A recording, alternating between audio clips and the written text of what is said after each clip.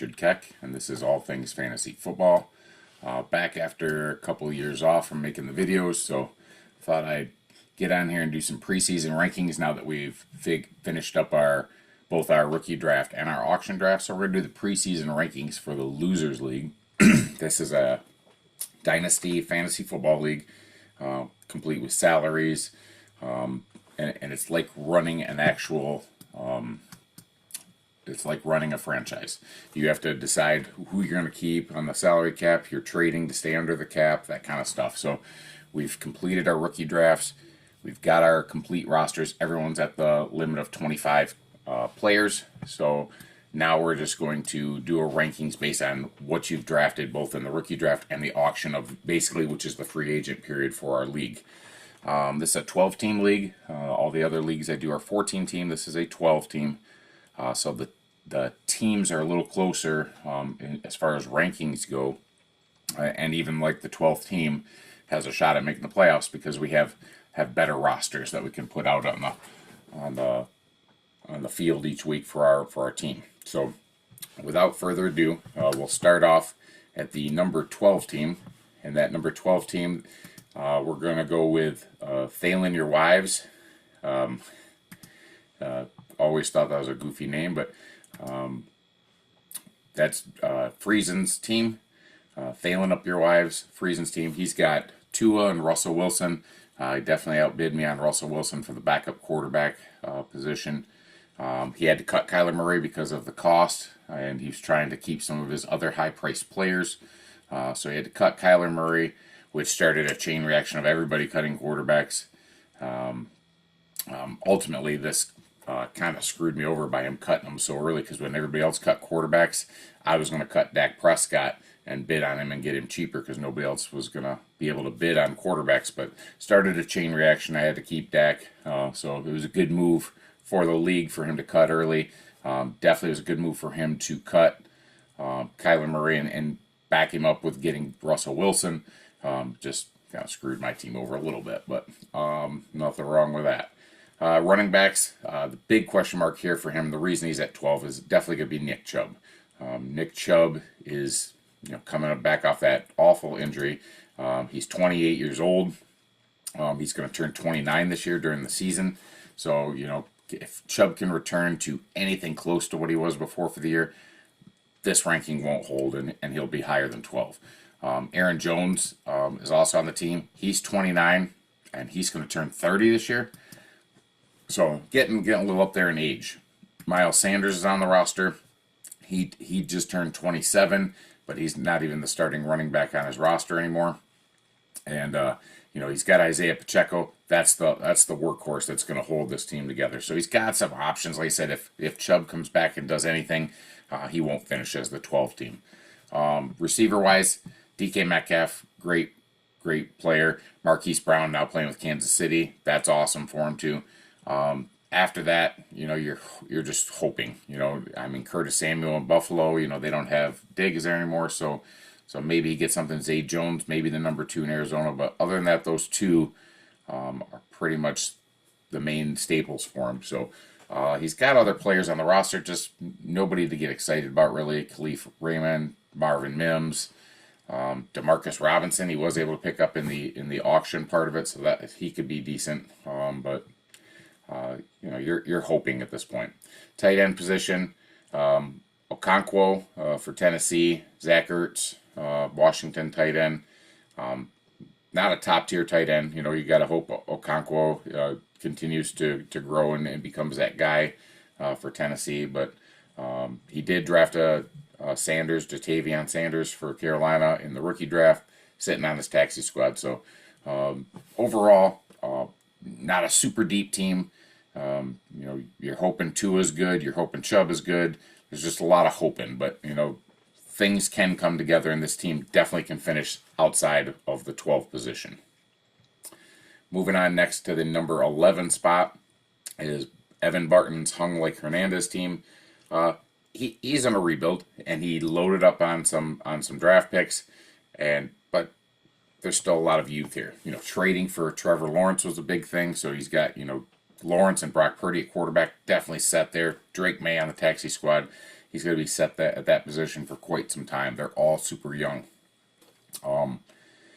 You get to the running back position, and there's some fading age guys there. You got A.J. Dillon, Austin Eckler, Zeke Elliott, Zach Moss. Zach Moss, I think, is going to have a really good year, but some guys are fading, some guys are aging. Um, you know, Maybe a year he might be able to put something together this year and have a good year, but he's counting on those draft picks hitting, and most of those, are in the next couple years or something. He's got Brock Bauer sitting on his taxi squad. He does have Jaden Reed and Marvin Harrison. He did grab Marvin Harrison. So they're counting on those guys to come through later. Along with Harrison and Reed, you also got Jerry Jeudy on that roster and Devonta Smith. Did go out and grab Mike Williams, or Adam Thielen in the auction draft. So he's got enough players to put together a steady lineup for the year. But he's really looking for those youth guys to develop and then maybe turn it into something in a year or two down the road. So that's the number 11 team, Evan Barton's Hung Like Hernandez. At the 10th spot, we got Bergie's Back That Pass Up. Bergie's got some nice pieces to build around. Like I said, everybody is so close that, when you hear some of the players, you're like, oh, that's a good team. It's just because we're a 12-team league, everybody's got some good players. So it's just a matter of whose players come together the best. Bergie's got C.J. Stroud, which is definitely awesome. Daniel Jones is backup. Went out and got McCarthy to stick on his taxi squad, so definitely sat at that position for a minute. Running back wise, Dave Montgomery's probably the best on the roster. He's splitting time with Gibbs, but I still love Montgomery. I think Montgomery's going to be having another fantastic year. To pair with him, he went out and grabbed Javonte Williams. He's got Najee Harris. And then he's got a couple of guys that are, could do some split time, like Tyler Algier, Samaje Perine. So he's got guys that can fill his position week to week when other guys go down or just aren't performing or on bye weeks and stuff. Wide receiver wise, Stephon Diggs getting up there in age with a new team, Houston, but I still think he's going to get done. Gabe Davis in Jacksonville now. Keenan Allen with Chicago now. Definitely going to regress a little bit there, but still should be good. Rashee Rice, also going to be a really good player for him. Jameson Williams is looking really good in camp. Josh Palmer for the Chargers could be a top guy. They drafted a rookie there, but he could be one of the top guys. So Bergie's got some players, and it sounds like he's actually got a really good team, and definitely he could finish higher than the 10 spot that I have him at. Like I said, everybody's going to be kind of close. Tight end, Evan Ingram. Evan Ingram was top 10 or top 5 tight end last year. We look at his taxi squad. He's got that Jalen Polk, who I really like. I think he's looking fantastic in camp. Once they get their Drake May on the right page and stuff, Polk could be really good. Keon Coleman looking good. So Bergie went all out, got a whole bunch of young guys. Xavier Legette, Jermaine Burton, Ben Sano at tight end. So Bergie got a lot of draft picks this year and was able to turn it into a nice roster.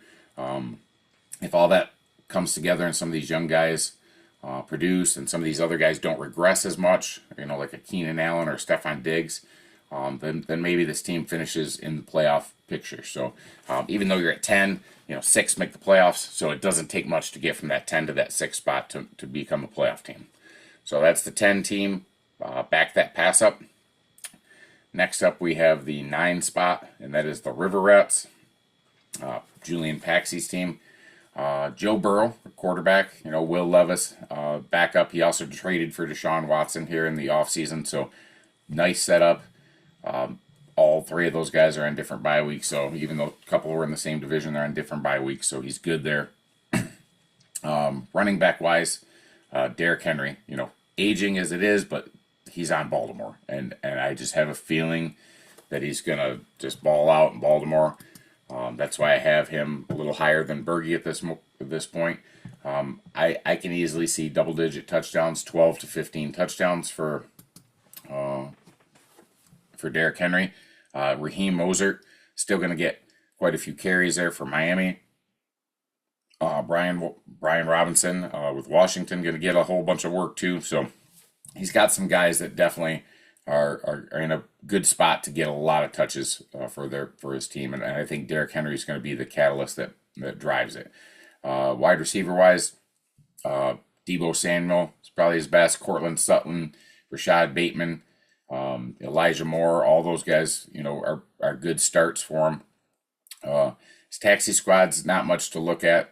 There's nobody there that just jumps out at you and says that this is the future. So where Berge, I had him ranked a little bit lower. Berge has a higher upside and more of a up and coming future. Where I think Paxy's got some work to do, and is going to acquire some draft picks in order to get that done.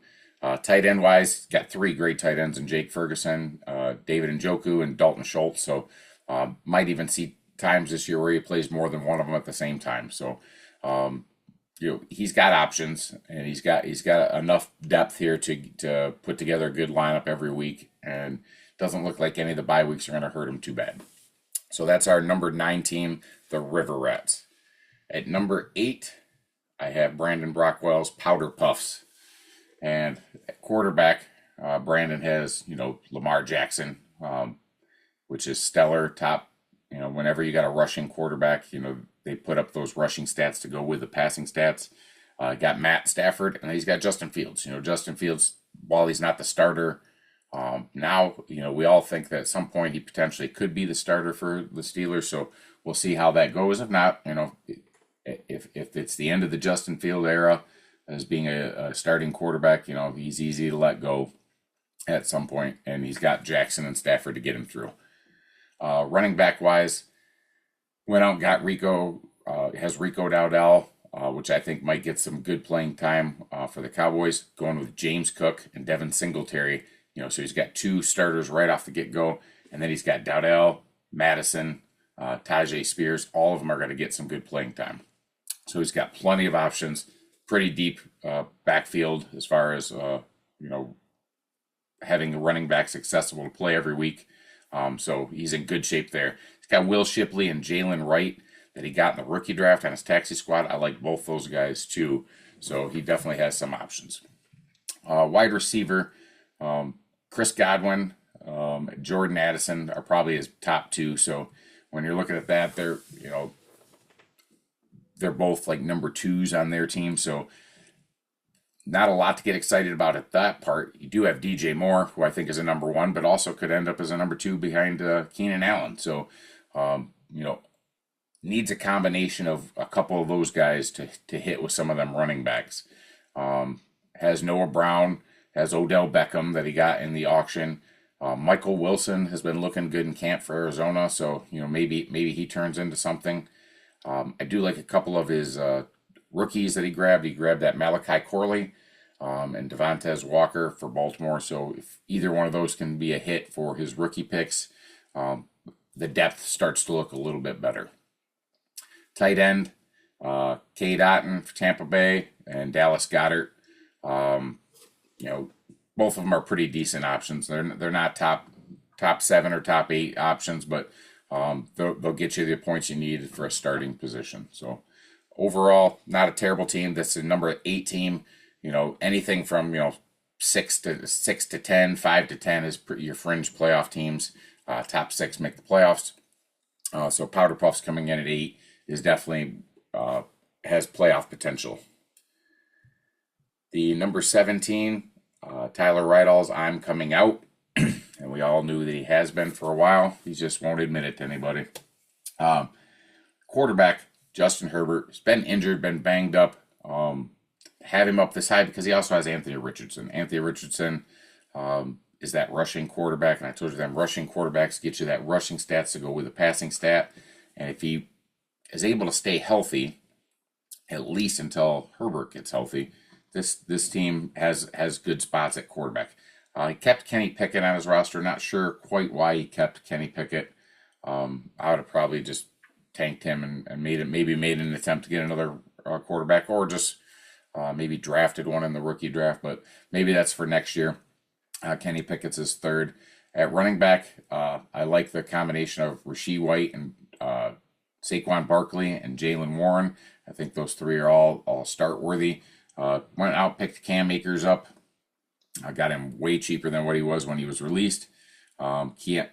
Keaton Mitchell for Baltimore. I think he might get a little playing time as well. So got a couple depth options there to back up. But I think Barkley's going to have a great year, and White's looking good to get all those touches again. That they didn't go out and grab anybody else, so Tampa Bay's going to keep feeding him the ball.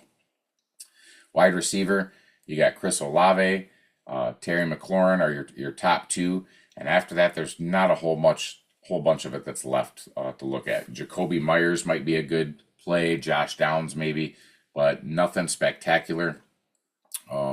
Taxi squad, you got Tank Bigsby and Kendre Miller. He does have Quentin Johnston on his roster, the Chargers wide receiver that went in the first round last year. If Harbaugh decides that he's worth starting there, they did draft another wide receiver there, so we'll see whether or not he develops or he just turns into another wide receiver bust. But the wide receiver depth is a little bit lacking on this roster. But the quarterback play is going to be good. Running back play is going to be good. And then, at tight end, he's got Kyle Pitts, who I think is also going to be a very good tight end this year now that you have Kirk Cousins throwing the ball. So no excuses after this year. If Kyle Pitts doesn't get it done, you can't say it's because he didn't have a quarterback, because he does have one now. So that's the number 7 I'm coming out team.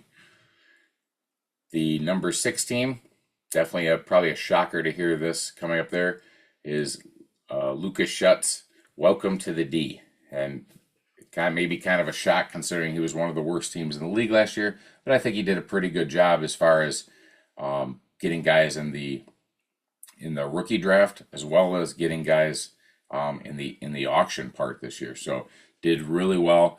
He went out and got Kyler Murray once he was cut. So he's Kyler Murray, Jared Goff, Bo Nix on the taxi squad. Really set up at quarterback there because he doesn't have a lot of money on his roster. So for future years, he's probably going to, potentially going to be able to keep Kyler Murray for a few years. Franchise tag him, keep him. So I think that was really a really good hit to go out and pick up Kyler Murray for this franchise. At the running back spot, you have Breece Hall, who's top 2 or 3 running backs in fantasy, especially for projected for Dynasty. You got Devin Achane, who's top 7 or 8 for fantasy. So those two, and then Alvin Kamara, even though he's aging, and Alvin Kamara is 29, and he will has already just hit 29, so he's going to be 29 throughout this year. So he's getting up there, but he's looking fantastic in camp, and they're saying he's going to get a ton of touches. So you've got Breece Hall, Achane, and Alvin Kamara. That is a really good running back group.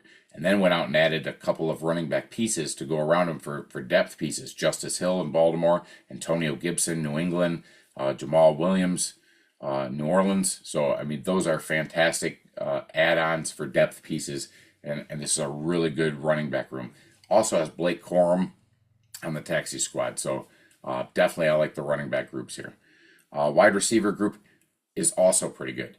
Amon-Ra St. Brown is, projected anywhere. You want to put him somewhere between 2 and 5 in the wide receiver ranks in the NFL. So, Amon-Ra St. Brown was fantastic last year. Calvin Ridley should be great with Tennessee, especially with Hopkins getting injured and probably missing a few weeks.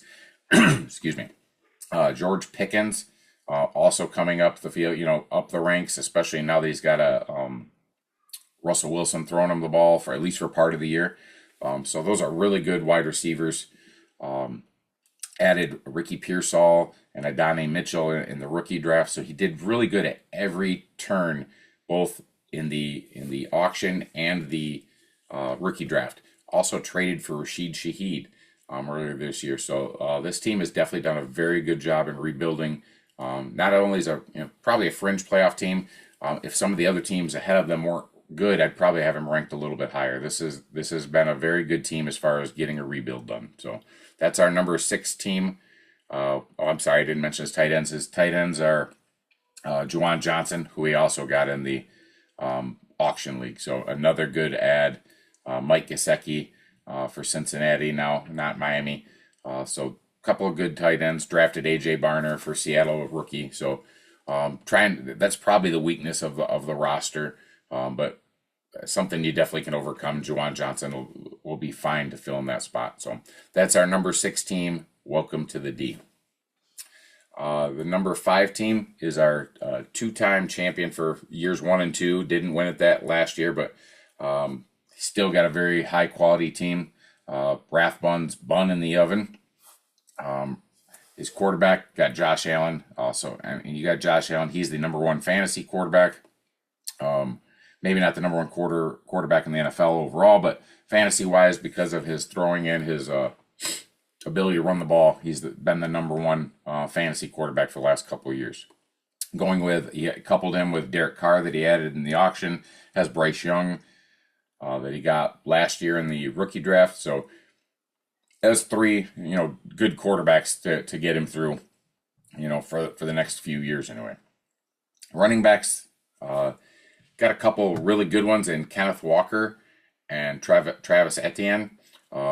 They were both fantastic last year. Jerome Ford would be a nice piece depending on if Chubb plays up to what he was before or if he doesn't. So, if he doesn't, then Jerome Ford probably will be back in the same boat that he was last year, getting the bulk of the carries.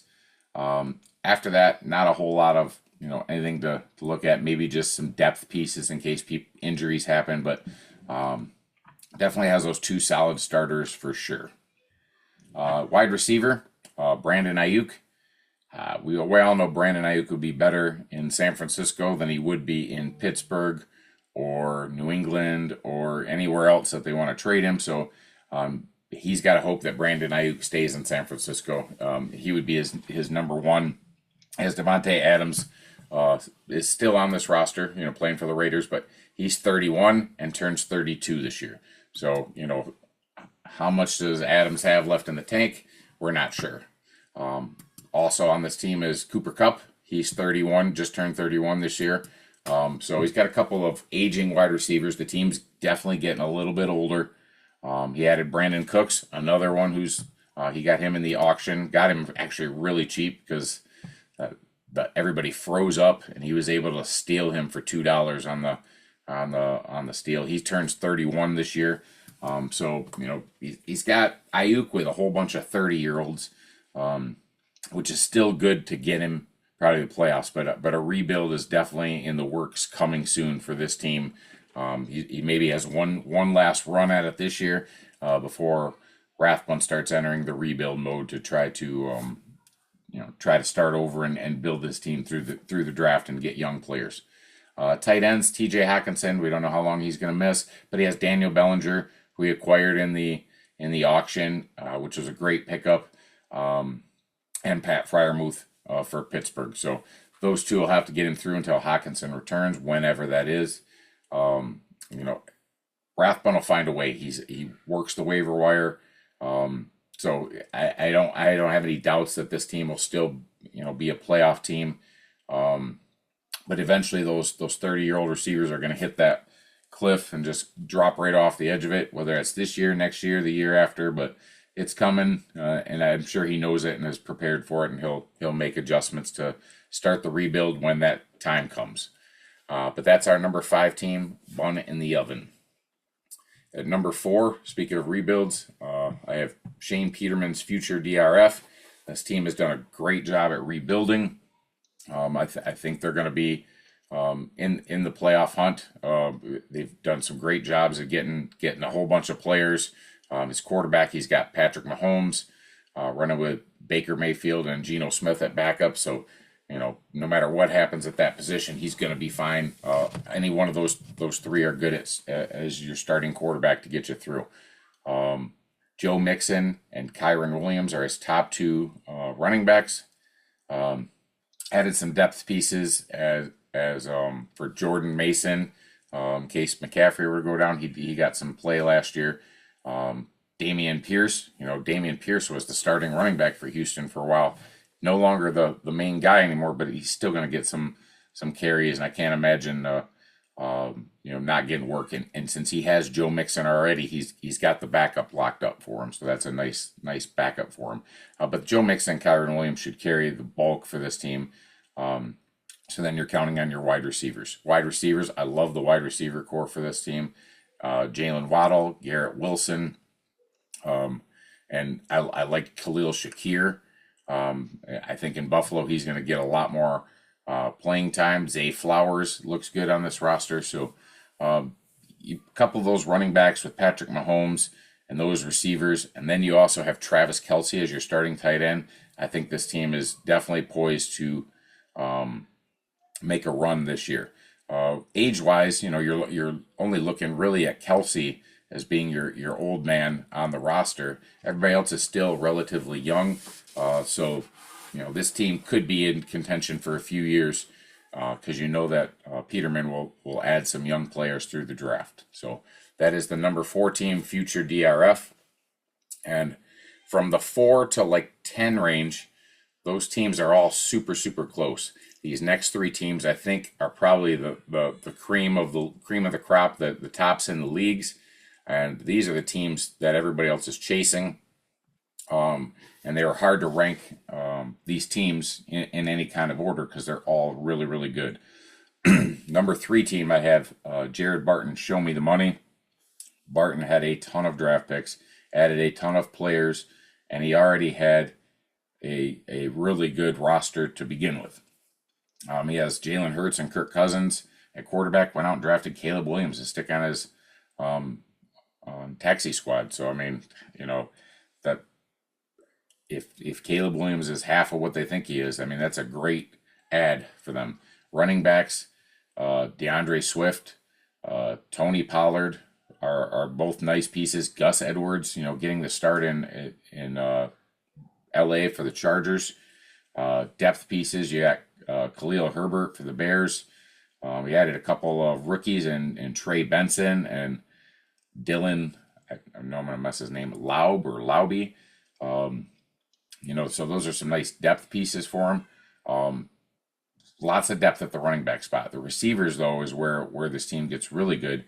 A.J. Brown, Puka Nacua, Mike Evans, Amari Cooper, and those are the ones that are just on his regular roster. Then you look at the taxi squad, Roma Dunze, Tank Dell, Brian Thomas Jr., Xavier Worthy. Team is loaded. It's got lots of youth. This team is going to be fantastic both this year and in the future. Jalen Hurts is young. At tight end, he's got Sam Laporta. The top 2 or 3 tight end in the league. So overall, this is a fantastic team. It is going to contend both this year and for future years. Everybody else in the league is trying to keep up with this team. So it's a very, very good team. Ranking them at 3 is no disrespect because the other 2 teams are also very good. As you'll see. So I got Show Me the Money at number 3. At number 2, I have the champ is back, Noah Ellinger. He has Jordan Love, Aaron Rodgers as his backup quarterback. Another Packer or former Packer quarterback. Picked up Gardner Minshew in the auction for $1. Back when nobody else had any money left to draft quarterback, so we got him free pretty much. Running back wise, Josh Jacobs, Jonathan Taylor, James Conner. That's a great trio. He's got a lot of money tied up into those players. Looks like 30, 68, like $90 or 80, $89 or something like that in the running backs in between those 3 players. Has another 74 wrapped up into 2 receivers. So he's got a lot of $1 and $2 players, but his lineup is really, really good. And his quarterback sit position saved him a lot of money as he only has $17 wrapped up total into that position. So those 3 backs of Taylor, Jacobs, and Connor probably going to be staples in his roster or in his starting lineup every day. Also has Marshawn Lloyd on his taxi squad, which I really like as well. Wide receiver wise, Tyreek Hill and Jamar Chase are obviously the top 2 starters to go with those three backs. Has some depth at the position with Kendrick Bourne, Christian Watson, Tyquan Thornton. Nothing spectacular. Mac Hollins in Buffalo could be something. Nothing special there, but that starting lineup is fantastic. He definitely wants to avoid injury to any of those players because that could hurt when you get an injury to any of those 5 players. But overall, it's a stellar lineup. Tight end, he'll be going with Dalton Kincaid, which I think is going to have a lights out year, especially with the number 1 receiver, Stephon Diggs, moving on to Houston.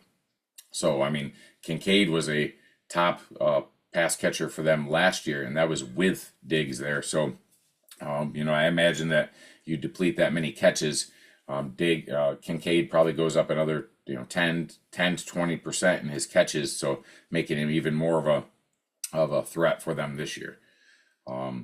Aside from Marshawn Lloyd, he also has Michael Mayer on his taxi squad, but nothing else to be excited about on the taxi squad at this point. But overall, a very good roster. Got to be a team that competes. As far as future goes, compared to Show Me the Money, I think Show Me the Money is in a much better spot.